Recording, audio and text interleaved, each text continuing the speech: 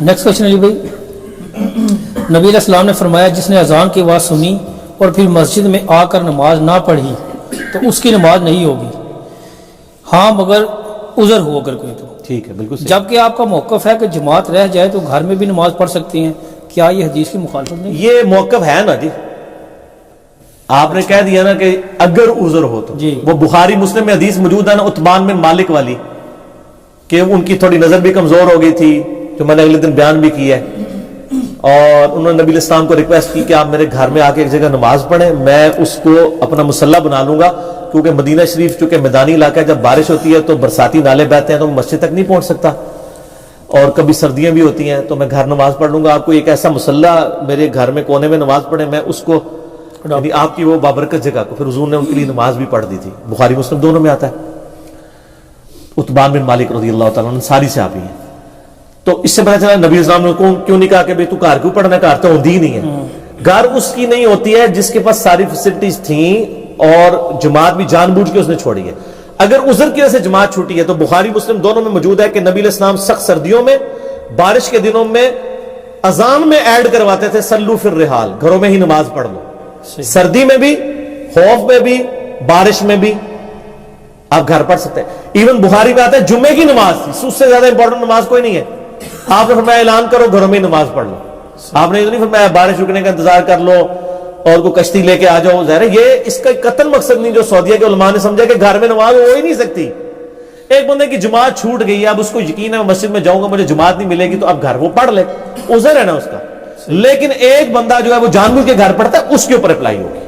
ٹھیک، یہ نہیں کہ گھر میں نماز نہیں ہوتی، ورنہ بخاری مسلم میں حدیث ہے کہ جو لوگ گھروں میں نماز پڑھتے ہیں اور مسجد میں نہیں آتے، میرا دل کرتا ہے کہ میں ان کے گھروں کو آگ لگاؤں۔ وہ آپ کو فرمانا چاہیے تھا نا، میں ان کو یہ بتا دوں کہ ان کی نماز کوئی نہیں انہوں نے جو گھر پڑھی ہے،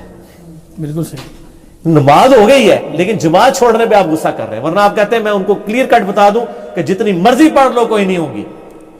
ٹھیک ہے۔ نماز فی نفسی فرض ادا ہو جائے گا، بغیر عذر کے بھی کوئی گھر پڑھ لے گا نا، نماز کا فرض ادا ہوگا، وہ جماعت چھوڑنے کا گناہ اور وبال اس کے اوپر ہوگا۔ نماز کی اہمیت بتائی گئی ہے۔ ہاں، وہ تو مسلم شریف میں حدیث ہے، عبداللہ ابن مسعود کہتے ہیں نبی علیہ السلام کے زمانے میں کوئی بیمار بھی ہوتا تھا نا، 2 بندوں کے سہارے بھی مسجد آنا پڑتا نا۔ یہ جماعت کے فضائل میں آپ کو مشکات میں ساری حدیثیں مل جائیں گی، تو وہ گھسٹتا ہوا مسجد میں آتا تھا، کہیں اس کو لوگ منافق نہ سمجھ لیں کہ یار یہ جماعت سے نماز نہیں پڑھتا، کیونکہ بخاری مسلم میں آتا ہے کہ منافقین پہ 2 نمازیں بڑی باری ہیں، فجر اور عشاء۔ سنن نسائی میں آتا ہے نا، آپ نے فجر کی نماز پڑھائی، پوچھا فلاں کدھر، فلاں کدھر، کوئی بھی نہیں، آپ نے بڑا جلال فرمایا کہ لوگ مطلب مسجد میں آ کے نماز نہیں پڑھتے، لیکن عذر کے ساتھ۔ البتہ جو بہت ایمان والا تقوی والا ہے نا، اس کے ساتھ حضور بھی ویسے ہی سلوک کرتے تھے۔ عبداللہ ابن ام مکتوم نے بھی پوچھ لیا تھا نا، مسلم شریف میں آتا ہے، بالکل صحیح، یا رسول اللہ نابینا ہوں، بڑے موذی جانور ہیں مدینہ شریف میں، کافی عمر تو ہاں عمر بھی مسئلہ، ہاں میں مسجد میں آ کے نماز پڑھوں، آپ نے فرمایا ٹھیک ہے گھر میں پڑھ لو۔ تو واپس جب جانے آپ فرمایا اذان کی بات سنتے ہو، پیچھے سے آواز دی، پھر مسجد میں آیا کرو۔ مسجد میں، وہ انہی کو کہا جو آ سکتے تھے، یہ تقوی والی بات ہے،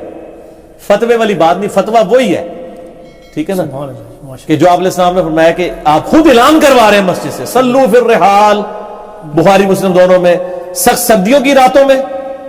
حالانکہ آپ یہ بھی کہہ سکتے تھے کہ رضائیاں لو اور مسجد میں آ جاؤ، سردی کی رات میں کیا بندہ باہر نہیں نکل سکتا؟ نکل سکتا، کوئی یار وہ کوئی رشیا میں تو نہیں ہے نا مدینہ شریف، رشیا اتنی سردی تو نہیں ہوتی نا، ریگستان میں کتنی سردی ہوتی ہوگی، لیکن سخت سردیوں میں آپ خود بھی ریگارڈ کرتے تھے یار گھروں میں پڑھ لو، بیمار نہ ہو۔ آج بھی جس بندے کو بیماری کا خدشہ ہے، کسی کو دمے کا مریض ہے، کوئی اور ایشو ہے، تو گھر میں پڑھے، لیکن صرف گھر میں جماعت کروا لیا کریں عورتوں کے ساتھ، صحیح، اس میں بیوی کو پیچھے کھڑا کریں، عورت ساتھ نہیں آپ کے کھڑے ہوگی، چاہے بیوی بھی ہو، عورت کی صف چونکہ علیحدہ ہوتی ہے، اگر بچے بھی ہیں چھوٹے ان کو پہلی صف بنائیں اور بیوی کو دوسری صف میں کھڑا کریں، اور بچیوں کو بھی دوسری صف میں، تو آپ کروائیں، گھر میں پڑھ سکتے ہیں۔ اقامت تو ہوگی جی، جماعت کھڑی کرنے کے لیے اقامت ہوگی جی۔ عورت اپنے بیٹے کے ساتھ بھی نہیں ساتھ کھڑی ہو سکتی؟ نہیں کھڑی ہو سکتی نا، ساتھ نہیں، اس لیے نہیں کہ وہ محرم نہ محرم کا چکر ہے، ورنہ بیوی سے زیادہ کون محرم ہے؟ وہ چکر یہ ہے کہ عورت اور مرد کی صف الگ ہے، ٹھیک ہو، وہ نماز کا ڈیکورم اور پروٹوکول ہے۔ اقامت بھی ہوگی سر، جتنی جماعتیں ان کے لیے اقامت کریں آپ، اذان دینے کی ضرورت نہیں ہے، وہ باہر کی اذان کافی ہے، لیکن اگر دے دے تو افضل ہے۔ وہ بخاری میں حدیث ہے، تیرے رب کو اس گڈریے پہ بڑا پیار آتا ہے جو پہاڑ کی چوٹی پہ اکیلا اذان دے کے اقامت کہہ کے نماز قائم کرتا ہے۔ اچھا اکیلے بھی جماعت ہو جاتی ہے سر، صحیح، عرب کے لوگوں کو تو پتہ ہے نا، وہ اکیلے بھی جماعت سے پڑھتے ہیں تھوڑی اونچی آواز سے تاکہ کوئی آگے شامل بھی ہو جائے، لیکن انہوں نے وہ تماشا بھی بنا لیا ہے کہ وہ مین جماعت چھوڑ دیتے ہیں. وہ بھی نہیں ہونا چاہیے کہ آپ عادت بنا.